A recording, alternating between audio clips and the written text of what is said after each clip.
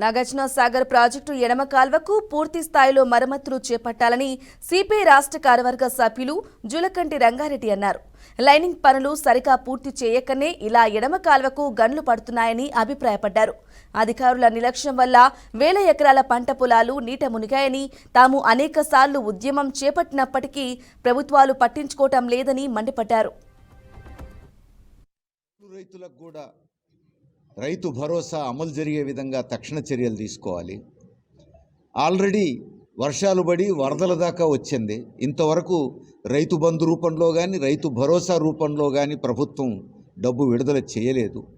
తక్షణమే అందరికీ ఎన్నికల సందర్భంగా చేసిన వాగ్దానం మేరకు రైతు భరోసా విడుదల చేయాలని కూడా డిమాండ్ చేస్తున్నాం. రుణమాఫీ కూడా వివాదాస్పదమైంది.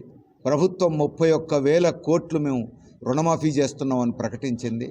ఆచరణలో అందులో దాదాపు సగం మాత్రమే అమలు జరిగింది అనేది లెక్కలు కనబడతా ఉన్నాయి.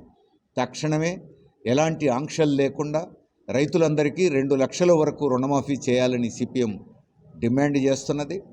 ప్రధాన కారణం రుణమాఫీ అమలు జరగకపోవడానికి ప్రభుత్వం డబ్బులు విడుదల చేయకపోవటం. ఒకవైపు డబ్బులు ఉన్నాయని చెప్తున్నారు, వనరులను సమకూర్చి సిద్ధంగా ఉన్నామని చెప్తున్నారు, డబ్బులు విడుదల కావట్లేవు. అందుకని ప్రభుత్వం ఇలాంటి వివాదాలకు, ఆరోపణలకు అవకాశం